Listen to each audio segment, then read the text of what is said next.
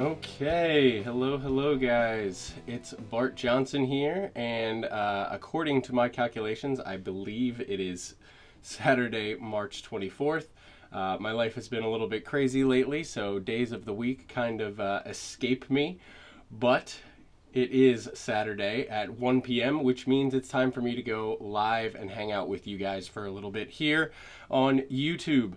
So if this is your first time here, welcome. I appreciate you coming and joining us. And make sure you go ahead and click subscribe on the channel here and give this video a like if you end up liking it. And click that notification bell so that you can join me every Saturday when I go live and also be notified when I have other videos go up.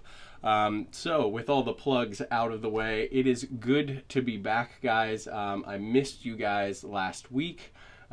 We did not have a show because I was traveling. So work has really kicked up a notch. This is our busy season, and for work I travel quite a bit. Travel to various cities for various conferences and stuff, and I shoot stuff on site. And this past week I actually went to Lisbon, Portugal. So I was in Portugal for about a week, which is why we didn't have our live show. But I want to tell you guys a little bit about that trip today, and I also want to share with you my first thoughts on the DJI Mavic Air, which I picked up specifically for this trip, and it was my first time using it. So I have some thoughts and some impressions. So it won't be a full in-depth review and how to use it and everything like that, but just going to give you guys my thoughts, because I have been flying drones and I have been flying DJI drones for probably the past 3-4 years since the Phantom 1 came out. I do know a little bit about them, what I like, what I don't like, and I'll be able to share that with you guys here today. So today is, of course, a live show, guys, which means the whole fun of it is that you guys get to chat and interact with me here during the show live. When you comment something in the chat down below, I will be able to pop it up here on the screen. So over here we will have our running feed of anything that comes in. So if at any point you guys have any comments or questions, just want to say, hey, let me know where you're coming in from, go ahead and leave them in there. They'll pop up on the screen, and we'll have a bit of a chat as we go along. So before we dive into it, those of you who are longtime subscribers of the show, I really appreciate it. And you may notice that things are starting to come together in here. As you know, I moved just over a month ago into a new house, so the studio has been in shambles and all that, and I've been slowly setting it up. If you follow me on social media at all, you've seen some of the progress of building this desk and building my setup and all that.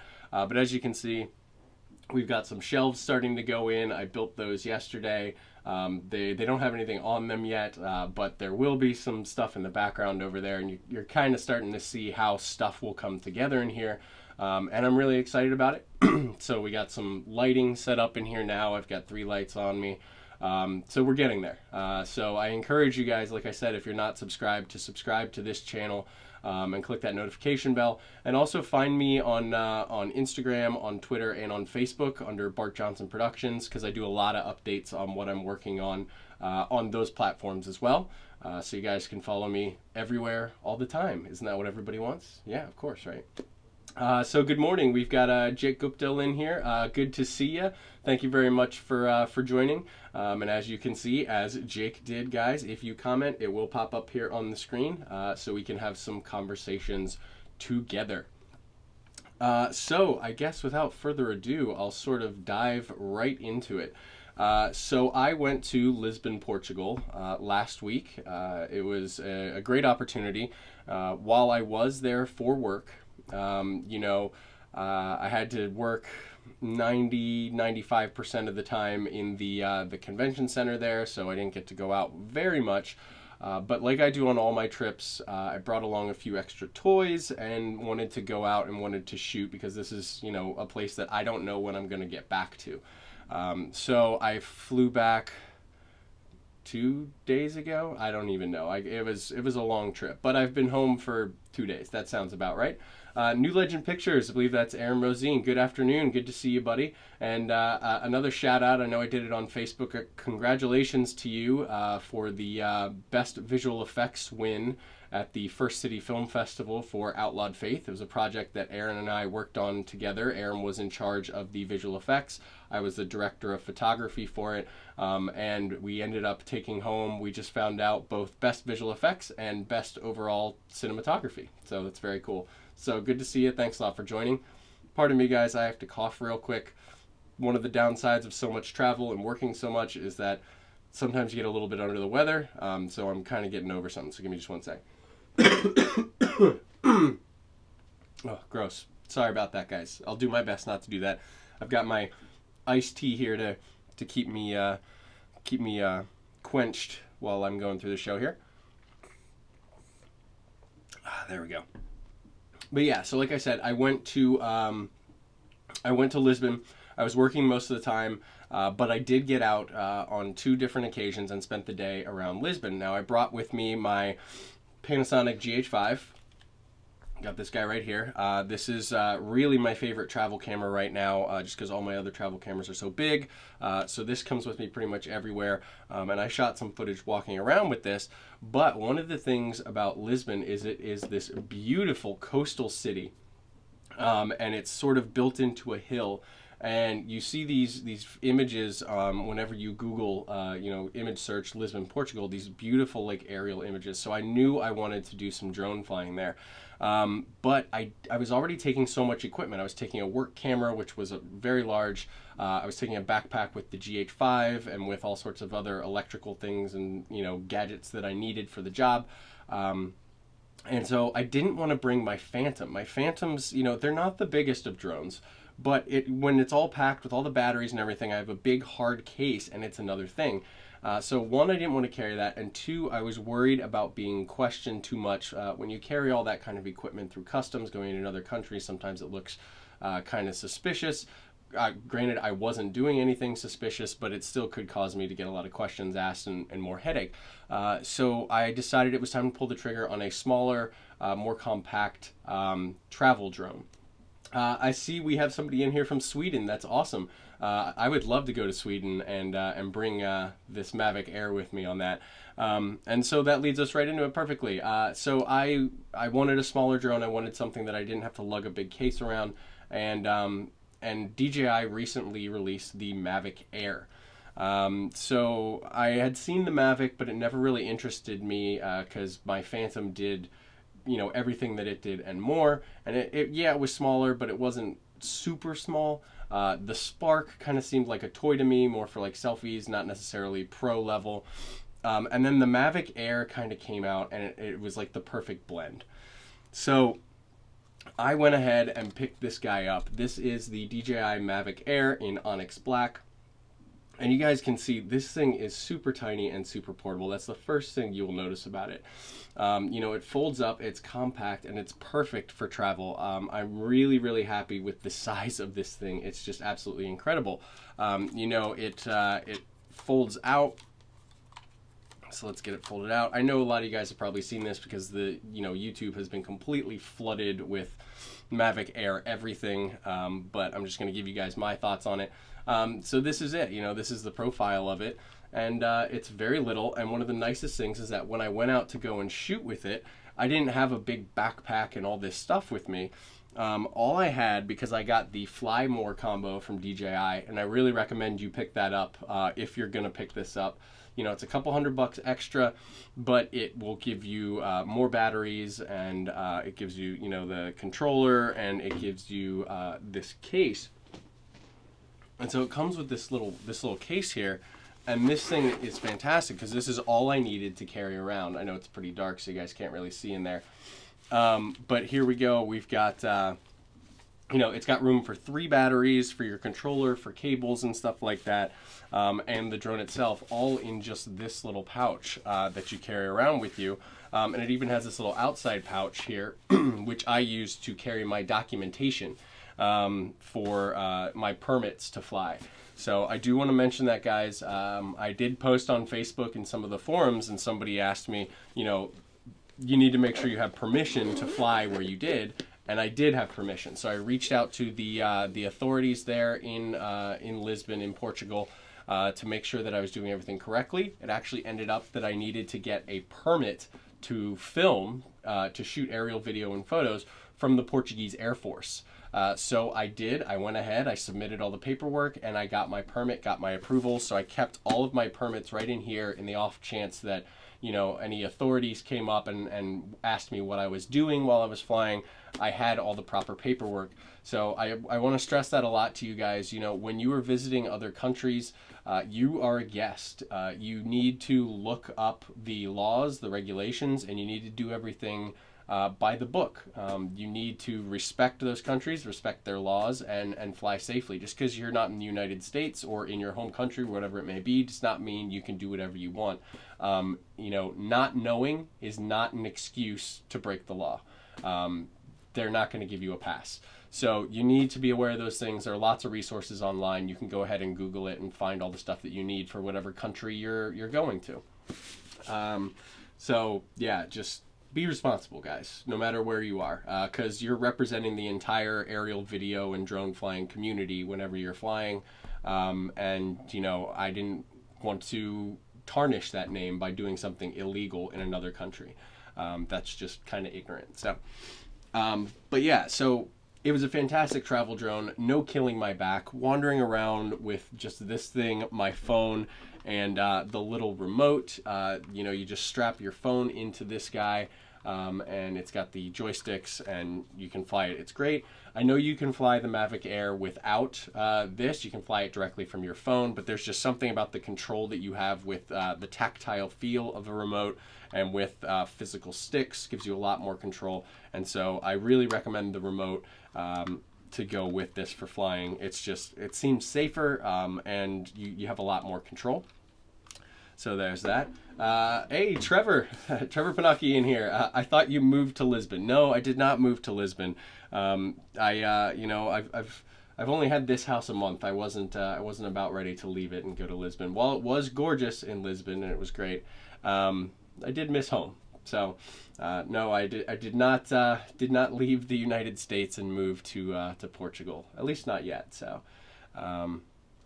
But from some of the footage that I'm going to show you guys, it is a gorgeous place.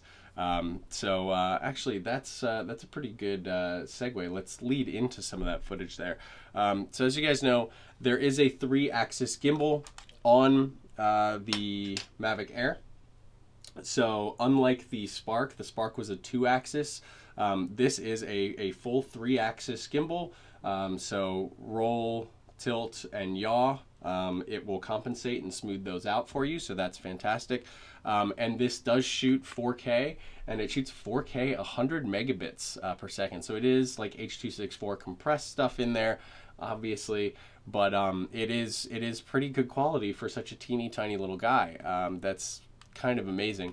And so I was shooting in 4K, and I will show you guys some of the footage that I captured with it on this trip. So let me get that queued up here. Get over here. Let's see if this will work. Pull up my second monitor. Okay, so here we go, guys. So this is some footage that I shot actually my very first day, right when I first landed there. I went down near the water, and you can kind of see how the city's built into this kind of hill. This is the more historic area called Alfama, which is where it's usually what you see photos of online when you're looking at photos of Lisbon. So this is shot in the Cine-like D mode. There is no log. There's no D-log in the Mavic Air like there is in the Phantoms. So you can't get a super flat image to grade, but they do have what they call Cine-like D, which is a little bit flatter and you have a little bit more control. So I shot this all in Cine-like D, and this is not graded. I have not graded this yet, guys. I do plan on, let me turn my mic down just a smidge. I do plan on editing and grading all this footage. I was going to do it yesterday and put out a little video, but I've been busy, you know, just catching up, getting over jet lag, trying to get some sleep. and working on projects at the house. So I have not finished this yet, guys. I'm really sorry, but it will be going up soon on the channel. But without further ado, let me show you guys some of these raw shots. So I'm going to go ahead and just play through. So again, Cine Like D, this is shot in 24 frames per second, 23.98 on the DJI Mavic Air. And you can see this is some pretty good footage. I'm actually pretty impressed with the dynamic range of this. You know, we are getting a little bit blown out on the side of that dome, but look, you can see the clouds, you can see the stuff that's in shadow. This was right near sunset. The lighting wasn't fantastic, but it turned out to be a pretty good looking shot. And yeah, you can just see how massive Lisbon is. That's crazy. So here's another one. This was a different day when my lighting was a little bit better. I went a little mid-afternoon. And again, this is Alfama, that area. And yeah, there you go. Just beautiful flying over the city. You can see that dome over there that I shot the first day. So this is Belém Tower. Amazing tower right on the coastline there. And again, I'm actually kind of impressed with the dynamic range. So here's a few different shots. So I'm able to capture the shadow side and still hold the highlights pretty well too with this thing. I'm sure I freaked out some tourists there, but I made sure not to get too close. So pulling back here, going out over the water. Yeah, so I didn't shoot any slow motion, but these are all 4K, 24 frames per second. And here's one more shot coming over. You can see... Yeah, just really cool. I was actually a little worried that all the seagulls were going to attack the Mavic Air because it's so small, but they seemed pretty happy. I'm pretty sure tourists were feeding them or something like that, so they really didn't care. And if we pause this right here, actually, let me come a little bit. If you look, if you can see my cursor on the screen here, guys, there I am, right there, standing all by my lonesome, flying my drone. So yeah, you know, I always like to take off in sort of an inconspicuous place. Let me come back to our screen here. So yeah, I always like to try and take off in an inconspicuous place. While touristy spots are like the most photogenic, there are always crowds of people there. So I try and get back and away from all the crowds of people for safety reasons. And also just for privacy reasons. You know, you don't want people hovering over you, like, oh, what are you doing? What are you doing? And all that kind of stuff, and drawing attention to yourself. So I like to hang back. And also, you know, when I'm bringing the thing back to land, I don't want a crowd of people to have gathered around me. You know, while I am very skilled at getting them down safely, you never know what people are going to do, how close people are going to get, and all that kind of stuff. So you want to try and have a clear area to land and all that. But let's see here. Comments here. Graphic Mill. Wow, I made it before it was too late. Welcome. Yeah, we just got started. We're only about 18 minutes in, so welcome. You have not missed anything, and glad you're here. Let's see here. Bot Vidson, you're welcome to my Stockholm, Sweden anytime. Just hook me up. I would love to go to Sweden, to Stockholm, to anywhere over there. I know my wife and I are trying to choose a country to go to for you know, a personal trip this year, if we can afford it. You know, we did just buy a house, so we've got a lot of expenses. But we've managed to go to one country a year for the past 2 years, and I proposed to her that it was kind of you know, why don't we try and keep that going? So that'd be cool. I would love to go there, and if I do, I will definitely make sure to announce it and look you up, because Stockholm would be a really cool place to go and hang out. Cine Like D, Panasonic, isn't it? Trevor says. So did I get that wrong? I'm pretty sure it's Cine Like D on the DJI Mavic, because they have D-Log for DJI, and I'm pretty sure it's Cine Like D. Maybe is the Panasonic one Cine Like V, because they base it off of the VariCam? But I'm pretty sure I'm saying it right. I'm pretty sure it's Cine Like D in the DJIs.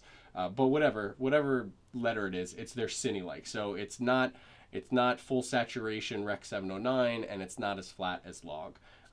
It's you know, it's not log, it's not super saturated. It's sort of in between. So it'll allow me to do some color grading, but you know, it's not super washed out directly out of camera. Graphic Mill says, so my question is around the legalities of using a drone in Portugal. Okay, cool. I'm in Canada and I'll be in Arizona, Scotland, and India this year, and I'd love to take my drone. Okay, so good question. And let's take a sec to say this. Yeah, every country has their own different laws. And you do need to make sure before you go to research those and to find out what you need to do to get certification to fly. Not necessarily certification, but at least permission. So the good thing about this is that I'm really flying recreationally. So Portugal doesn't really have a differentiation between commercial and recreational. You have to go through the same things. The big thing in Portugal that was a legal issue was shooting video and photo while you fly. So I contacted their organization called the ANAC. I think it's like the equivalent of like their FAA. And asked them for permission, told them what I was doing and all this, and they sent me back a lot of information. It was fantastic. About where I could fly, where I couldn't fly, and they actually gave me a link to an app. They have an app similar to the FAA Before You Fly app, where you just open it up, it shows you a map of where you are and shows you if you're in a red zone, if you're in a military zone, or if you're clear to fly.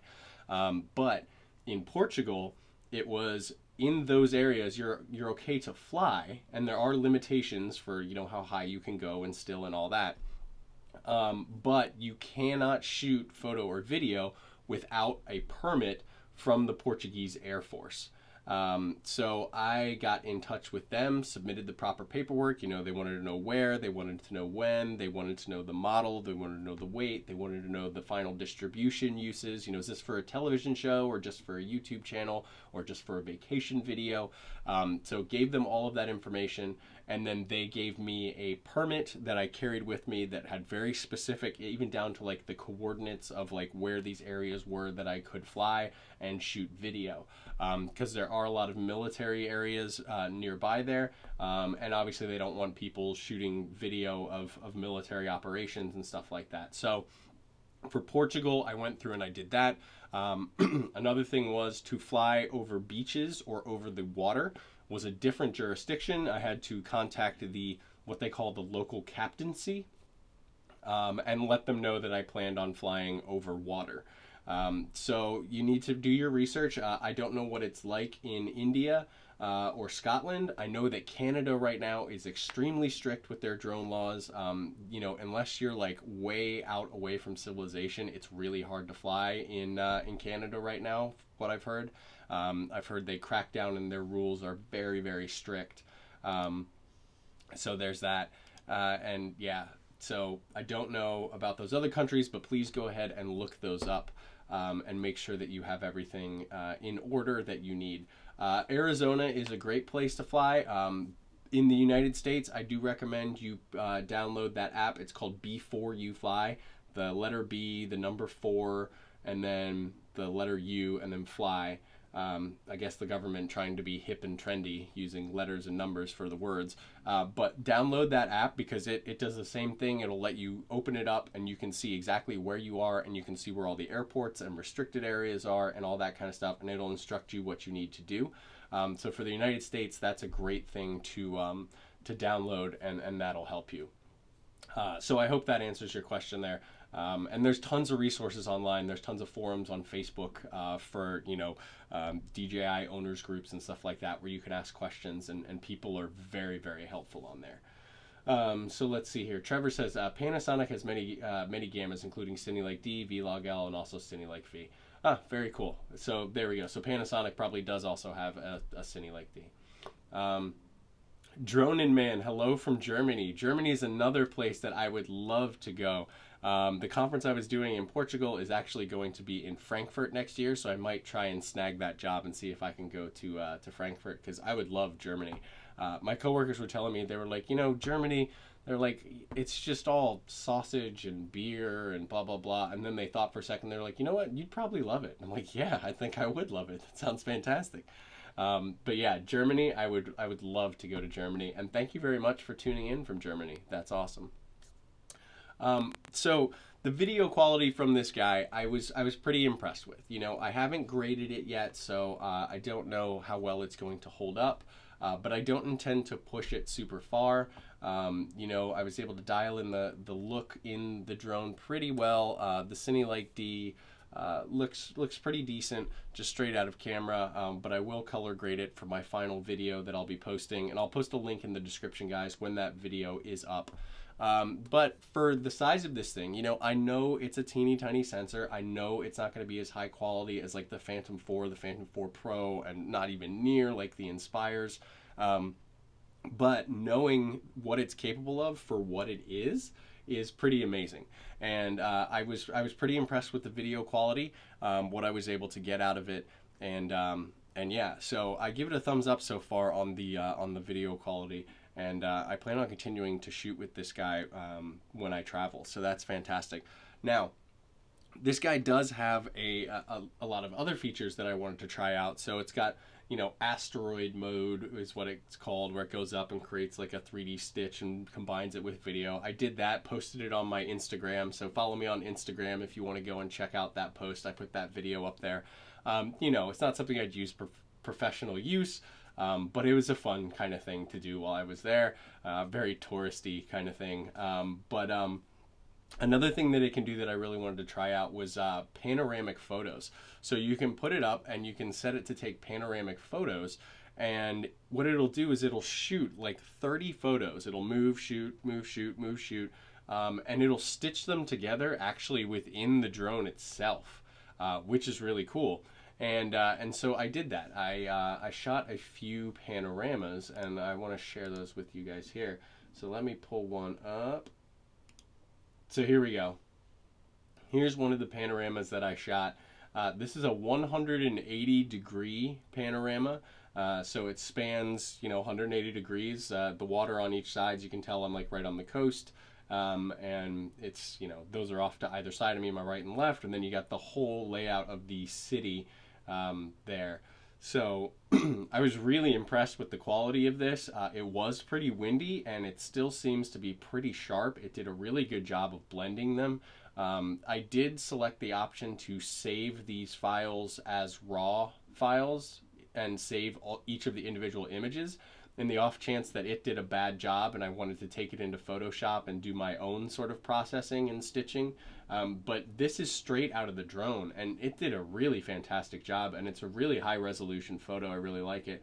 One thing I need to work on is figuring out where to start my shot so that I don't have necessarily so much headroom, because it'll shoot and then it shoots a shot above and a shot below. And so this one I got a little bit more sky than I probably would have liked. I mean, if there were some clouds in the sky or something like that, it would have been cool. But right now it's just kind of some blue space up there. But, you know, it'll take some practice.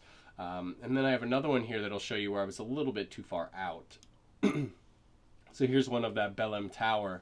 And I was a bit too far out away from it. And so in the actual photo, everything's kind of small. Of course, this is super high resolution, so you can zoom way in and crop it and fix it.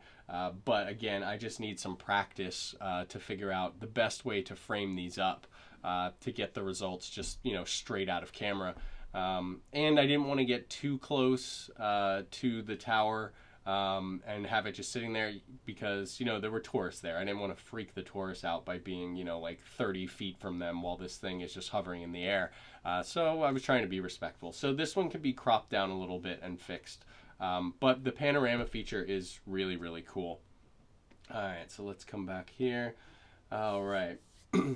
So yeah, panoramic images are looking fantastic. I plan on doing a lot more of those. I think that'd be really cool. They seem to be pretty high resolution. I think it'd be cool to get, you know, if I get a nice one somewhere that I really like, get like a nice panoramic print and put it up on my wall somewhere in the office here. That'd be cool. So that's a really cool feature. And I don't shoot a lot of photos, but I wanted to play around with that, and I think it turned out pretty good. Graphic Mill says, perfect, thank you. Awesome. I'm glad that information helped you, and happy flying when you go on your trip. That sounds like an awesome trip you're about to take. Zoniac is here. Hello. Good to see you, man. It's been a while. Jake says, a friend of mine uses an app called Drone Deploy to pre-plan his drone flights.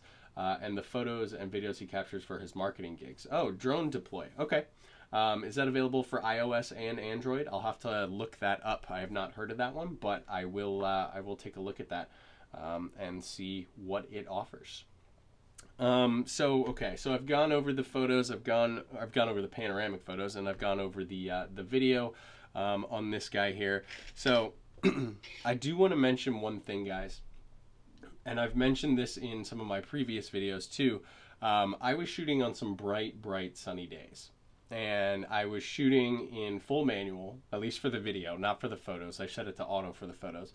But I was shooting in full manual, 24 frames per second, because I wanted to try and keep my shutter speed as close to the 180-degree rule, meaning for 24 frames I'd be shooting 1/48. I think it actually only does 1/50, but whatever, to get that cinematic motion blur.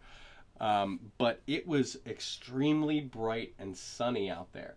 And since you can't adjust the aperture, I've used so many of their products, I say the word wrong now. You can't adjust the aperture on this. So as you can see, what I have on here is I have a little ND filter. So I have talked about ND filters and how they relate to controlling shutter speed for video before. I'll put a card up here, guys. I have a rather old video that explains ND filters and how they allow you to control shutter speed at a fixed aperture. So make sure to check that guy out. It is older, but the information is still solid and concrete. And also using ND filters for drone video is one of the tips that I mentioned in my 10 tips for cinematic aerials video. So I'll put a card for that one up there as well, and a link in the description down below, and you guys can go check that out.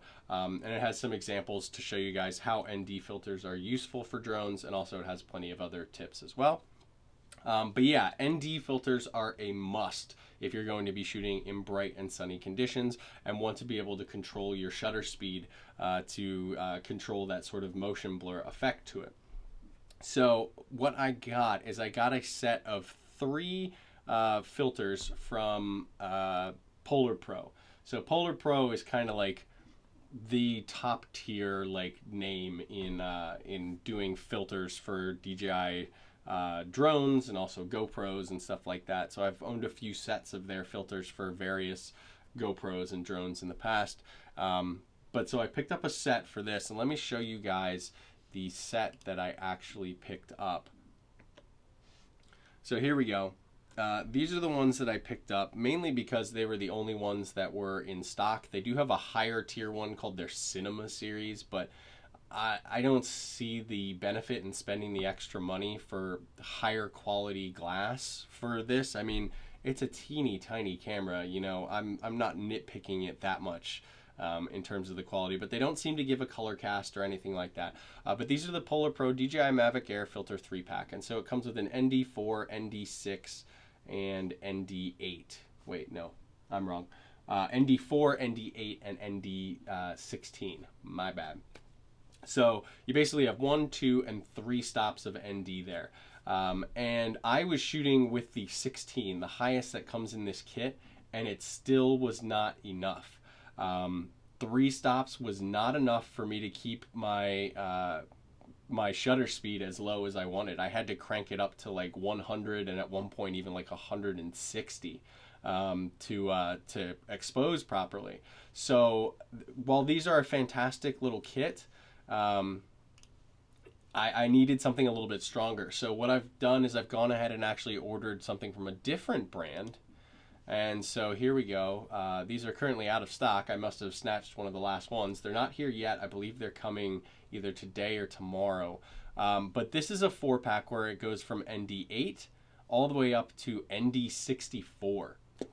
So this has two stop ranges higher than the other kit. So it's got a 32 and a 64. So we got 8, 16, 32, 64. So I'll be doubled up on the ND8.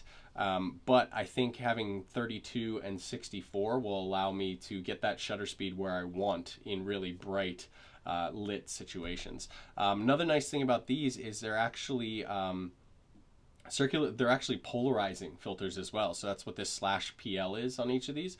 So they're polarizing as well. So they should reduce unwanted reflections off of stuff like water and you know, if you're flying by like a big glass building glinting in the sun or something like that. So I will try these out. I'll see how they are compared to those Polar Pros, and I'll let you guys know. Maybe I'll do another video on ND filters for drones, and I'll include the comparison of these in there. So there we go. So let's see here. Trevor says, how's the quality of the glass on those filters? It would be a shame to degrade the image. So with the Polar Pros, like I was saying, I don't see any color cast. What Trevor's referring to is that, you know, you're putting tinted glass in front of your lens. So it can sometimes introduce a color cast, and usually it's kind of like a greenish color cast. You know, like if you put sunglasses on, sometimes it messes with the colors that you see a little bit. And obviously your eyes adjust to it, but a camera won't adjust to it. It's just going to capture the color that's coming through. So with Polar Pro, even with this, their lesser series, if you will, this isn't their cinema series, I really haven't noticed any color cast. Everything came out pretty much the way that it looked to my eye. So I was pretty happy with that. I haven't popped it into anything to check, you know, vector scopes or anything like that to make sure it's, you know, perfectly neutral. But they do seem pretty good. And that is one thing that I'm going to check with those Freewell ones that I mentioned as well. You know, I want to check and make sure that, especially those higher strength ones, the ND32 and 64, make sure they're not messing with my colors and all that. Because as you get some pretty high strength, you can start messing with the colors. But the good thing also is that if it's an even color cast, you can color correct that out pretty quick. It's when it's spotty or it's only in the center or something like that. So if it has a little bit of an overall cast, you can color correct it out. But I won't know until I get a hold of them. So that'll be interesting to take a look at. So like I said, I might do a video on that. Sorry guys, getting some more tea. Trevor says ND64, blimey, yeah. 64 is some heavy neutral density. But if you think about it, I was about 2 stops over exposed, even with the ND16 on there in some of those shots that I was shooting, which means that, you know, I need 2 more stops of ND to bring that shutter speed down to where I wanted it. So yeah, ND64 on a bright sunny day, man, you might need it. Graphic mills, they're so important that when you order a drone, you order the ND filters as well. Without motion blur, the video looks or feels odd. Yeah, exactly. And that's exactly what I did. They were in the same shopping cart, same order. You know, bought the drone, bought the filters. It was just, you know, they go hand in hand. You need them. They're fantastic. Some of them I think are a little overpriced. You know, why am I going to spend? There are some sets that were like a couple $100 for this guy. And I'm sorry, but I'm not shooting a feature film that I'm worried about having that kind of quality of glass on this. Maybe if I was flying an Inspire 2 and getting, you know, shooting 5.7K RAW or whatever it is that thing does, you know, then yeah, maybe put a couple $100 filter on it. And that makes sense. But for this guy, I mean, it's just, you want that motion blur and you want that look. You don't want everything looking too super smooth by having to jack that shutter speed way up. So, yeah, ND filters. Swear by them, man. They're the greatest. And just in case you guys were curious, this is them. This is the Polar Pros.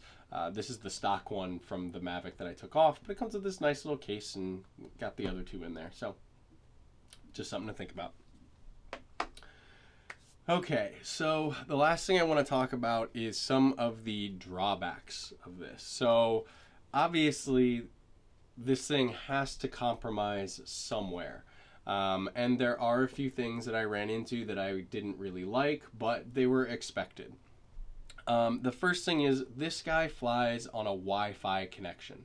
It doesn't have any of those special, you know, signals. What is it, AccuSync or whatever it is that some of the other drones use. It is using a Wi-Fi signal. So these feet on the front here are actually the antennas for that. And it connects to the remote, which is connected to your phone. And so they are using a Wi-Fi signal. So what that means is you get drastically reduced range. and you're also susceptible to Wi-Fi interference, anything else that's going to be on that frequency. And while this does switch between 2.4 and 5 gigahertz, or 5.8, I think, to try and keep the best signal, there's a lot of traffic on that bandwidth. And I did run into a lot of choppy video feed as I got farther away from myself, and I did have significantly reduced range as compared to my DJI Phantoms. So that was to be expected, though.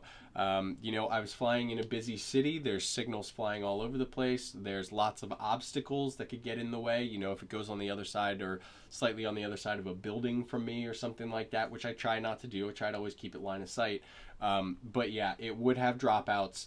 And while it says that it can go up to 4 kilometers, that's like if you're in like the Sahara Desert. And they said realistically it's more like 2 kilometers, but I really didn't get even close to that. I never flew maybe more than 700 feet distance wise away from myself before I wasn't comfortable with as choppy as the video was getting. At one point I did lose signal to it completely, connection to it. Kind of had a little freak out moment, but I was fine. I knew that the drone has returned to home. It has sensors on the front, it has sensors on the back, it has sensors on the bottom. So I was pretty confident that it was going to come back, at least into range that I could reconnect with it and get control, which it did. So, that's fantastic. But there is reduced range, and it is very susceptible to signal interference. It's just something you need to be aware of. Another thing with this guy is it is small, it is light, it is compact, which is great, but it means that in winds and stuff like that, it is not as stable as the big guys. So I was on a coastline there. There's a lot of wind whipping around, and this guy sometimes had some issues with that. Never shaky or anything like that. It held itself rock solid, but a lot of times when I was holding in the air, the thing's like this, because it's fighting wind that was coming at it pretty hard. And what that meant is that I was getting nowhere near the 20 minutes of battery life that they say you're capable of getting on this. I was getting maybe half that. And it's just because the motors were working full time as hard as they could to keep this thing stable, and so it drained the battery a lot faster. So that's something to keep in mind with any drone, guys, is your conditions that you're flying it in are going to severely affect your battery life. And so I did have 3 batteries with me. I got that Fly More kit, which was great. But this I chewed through those batteries really fast. They do charge up about 45 minutes each, and that Fly More kit comes with a quad charger that you strap 4 onto, and it charges them up. Doesn't do them at the same time. It does one, then another, but it is nice to have. I did end up picking up an additional battery now, so I'll have 4 for future outings. But yeah, this guy in wind and stuff like that, it does not perform as well as the bigger drones. That's just physics, guys. It's lighter and it's smaller, which means wind is going to be a bigger bully to this guy than it is to something like a Phantom or definitely like an Inspire. So just keep that in mind. So those were some of the drawbacks, that signal dropout, that limited range. I am used to having a lot more with my Phantom, but I'm picking at the littlest things here. We knew that. That's not a surprise. This is all to be expected from this guy. And so, but for travel purposes and going and doing what I shot, I was able to still get that amazing footage with it. It's great. So it is a lower tier than the bigger guys, but that's just the way it is, So while I am saying the cons, none of these are a shock, and I didn't find anything to it that I didn't know was going to be an issue. So there we go. So you're going to have better results with, even like a Mavic Pro. It does not just fly on Wi-Fi. It has another connection. And so you're going to get better, more reliable video feed, and you're going to get more reliable signal and range. So it does fit in a tier below that in terms of those specs, at least. Let's see what we've got here in our comments. Graphic Mill. Oh, we talked about that one. Zoniac says, what microphone do you recommend for shooting? For shooting what? Let me know, because I can recommend various microphones for various different purposes. Are you miking people? Are you shooting just an environment, run and gun, like on top of a camera? Or what? So let me know microphone for what, you know, travel, studio, whatever, and I'll try and answer that for you. Drew Hester, hey buddy, you did indeed make it. Good to see you. Sorry I didn't have you on the show this week. We were going to do an interview with my actor friend Drew Hester, but considering how late I got back the other night, and just getting my life sort of back into some sort of normal rhythm and flow, I didn't have time to dive in and try and figure out all the bugs in doing a live interview setup for the first time. But we will have you on in the future, Drew. Yeah. Like, I know I've talked with you about it, but we will start doing some interviews, some live interviews in these live shows, guys. I've got a few guests that I'd like to bring on so that you guys can interact with them, ask them questions, I can ask them questions, and we can talk about various different subjects. So make sure you're subscribed to the channel if you're not already, and click that notification bell, because I've got big plans and a lot of stuff coming along, and Mr. Drew Hester will be one of them in the near future. So Zoniac says a movie. Okay. So a movie, microphone for shooting that. So what I would recommend is a sound guy.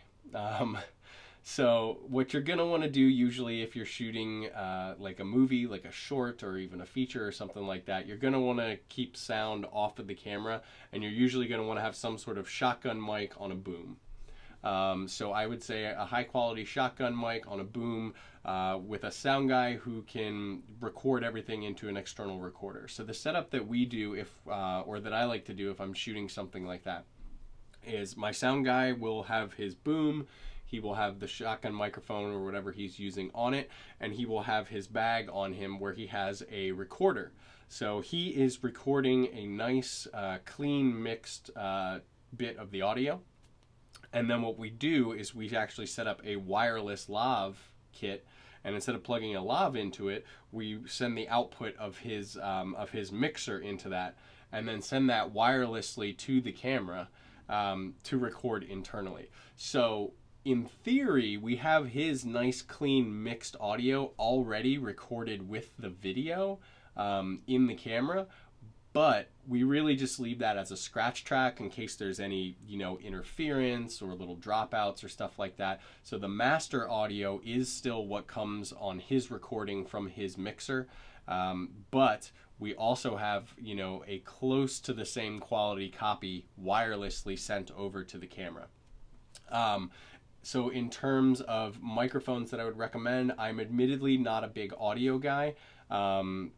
So I can't really talk about various mics and which ones are the best, but actually right now I am using the, it's just off camera here, but I'm using the Aputure Deity mic, and I have done a review of that where I had one of my friends who is a sound guy. He works at a studio and also has done location sound on a few projects with me in the past. And I would recommend checking out that review because I think that's a really great mic, and it is the mic that I am now using for this setup as well. So I have I have a card up here for you. I'll pop that up there and in the link in the description below, where you can go and check out my Aputure Deity review and see what my friend Brent had to say about it. Okay, let's see here. Okay, so that's wrapping up our comments there.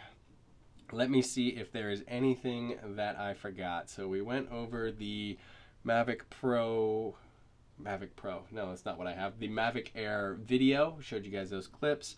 I showed you guys the panoramas that we did. I showed you guys the ND filters. We talked about ND filters. I talked about some of the drawbacks of the Mavic Air. And we talked about rules, regulations, and laws for flying and shooting aerial video in various countries, or even in your own country. So I think I think that pretty much covers it for the Mavic Air, guys. So overall, would I recommend this guy? Yes, I would. So I would recommend it for anyone who is traveling a lot and wants to get really high quality video without lugging around a lot of stuff. This is perfect with that. This guy is going to come with me on all of my trips where I am not being paid to shoot. So if I am going on a shoot for a commercial or something like that and I'm getting paid for aerial video, I'm bringing the Phantom.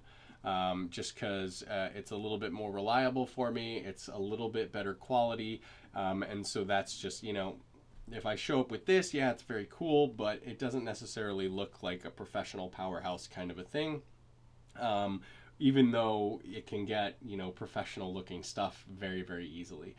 So the Phantom would come with me on that, but when I travel around, I'm going to be taking this guy more often than not, because I'm really impressed with it, and just the ease of use and the ergonomics is, I mean, it's great. You know, I just turned 33, guys, and my job is lugging around camera equipment and cameras all day, and I gotta tell you, my knees and my back feel like it. And so when I can take my day off, if you will, and just carry around a little bag like this, and it's got everything I need, yeah, that's a thumbs up in my book. So very happy about that. So speaking of traveling around, guys, I did mention at the beginning of the show that this is my busy time right now for work. And so I have even more travel coming. So I have already been to New Orleans this year. I went to, where did I go after that? I went to New Orleans. Oh, I went to Los Angeles. Then I went to, you know, Lisbon. I just got back from there. And next Friday, I am leaving for Phoenix. So going to Phoenix, Arizona.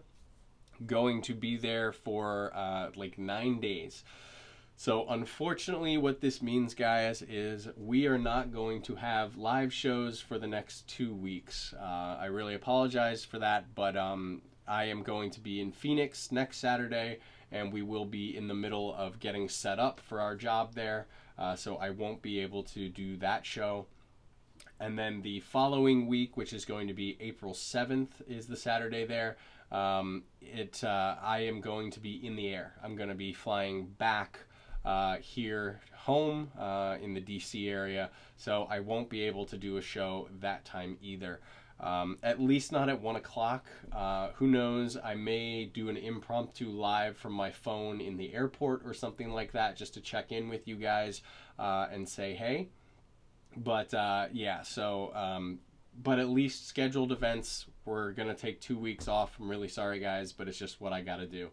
But what we are going to do for the next show after that, the next show will be April 14th, which means it will be 2 days after the NAB show. So NAB 2018 is happening, as it always does, in Las Vegas, and I will be there. So I will be heading to Las Vegas. I'll be there the 8th until the 12th. I'll be checking out all the new stuff that's coming out, talking to manufacturers and all that. I usually do tons of content at the show, but to be honest, it's kind of difficult to go around and shoot all those interviews all by myself. And to be realistic, you know, guys over at like News Shooter and all those other channels, that's what they do. They have teams that go around and handle all this stuff. And so there's no real reason for me to try and compete with them. Let them have the big announcement and let me just kind of go enjoy the show. So this year I'm going to do it a little bit differently.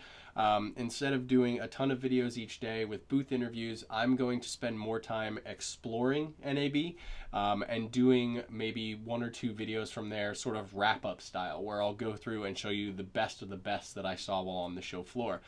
So my hope is that this will allow me to explore the show a lot more and find more of those little hidden gems, as opposed to just hitting the big companies that always have announcements. This will allow me to go and maybe find something really, really cool tucked away at that tiny Chinese booth in the corner. You know, so look forward to that, guys. I'm going to try and have some stuff. But like I said, the next live show will be on the 14th, and I am looking to get that set up to have an interview type show with my friend Devin Hansen. So I have invited him to be on. We're going to figure out if we can do it. I will be with him at the show as well. He's going to be there, but we're going to maybe try and do a little wrap up and our post thoughts from what we saw at the show. And so we're going to try and do that on April 14th. I'm not committing him to anything yet. I have mentioned it to him, but we're going to try and do that. So look out for that, guys, and look out for the videos coming from NAB. The best way to look out for that stuff is to subscribe to the channel and make sure you click that notification bell so that whenever I have a video, either a live show like this or pre-recorded content, which I promise I'm getting back into, you will get notified. So like I said, I am trying to get back into doing my reviews and pre-recorded videos, guys. I have a pile of equipment downstairs that has been sent to me that I need to review. I'm actually going to spend the rest of today getting my my studio space downstairs built and set up so that I can start doing that. You know, this project in here is, you know, getting closer and closer to finished, and so I'm really going to put some effort into the one down there, and we'll get it going. Because I want to keep producing content for you guys and keep making sure we get some subscribers. On that note, one thing that I do want to say, which is really exciting, guys, is I'm looking at my counter right now. We are 20 subscribers below 10,000. So I was really happy when YouTube changed all of its algorithms and stuff like that and said that, you know, a lot of channels were getting demonetized if they didn't have over 4,000 viewing hours. Well, I am still monetized. I'm still a YouTube partner, and I have you guys to thank for that. So thank you, thank you, thank you for watching and enjoying my content. I can't thank you guys enough. That's awesome. But we are also now closing in on a huge milestone for me and for the channel.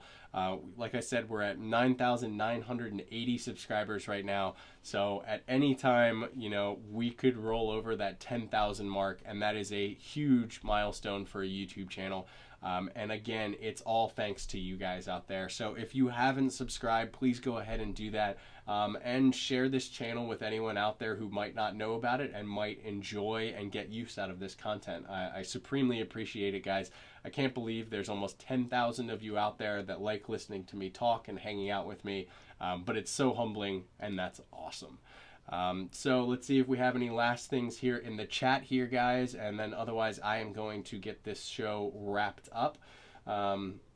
Let's see here. Looks like we got Graphic Mill says, I'm 63, still lugging gear. Thankfully, it's so much better these days. Yeah, man, 63 and still lugging the gear, man. Keep going, keep trucking, keep doing it to it. I plan on being the same. It is nice that you know, pro level gear is getting smaller and not as difficult on our backs, but you know, it's part of the job. You got to do what you got to do. I always tell people that I have a true cameraman's body. You know, strong shoulders, strong arms, strong legs, and really soft in the middle. Excuse me. That's sort of the cameraman physique, if you will. So yeah, definitely got that going on. But props to all you other cinematographers and camera guys and all of you in the filmmaking community out there. You know, it's hard work we do, and good Lord, we love it for some reason. So let's see here. Graphic Mill says, I enjoy your channel. Nicely done. Thank you very much. And all you guys, I do this for you, so I hope that you have enjoyed the content on the channel. I hope you enjoyed the content today. I will put links to all the stuff that I shared in this video down below right after we finish up live. But I appreciate you guys joining me live and hanging out with me here for this hour. And like I said, we won't have a show for the next 2 weeks, but look for something again on April 14th when we will be talking about NAB. All right, guys. Well, until that time, I will see you guys later. Take care of yourselves, and thanks again.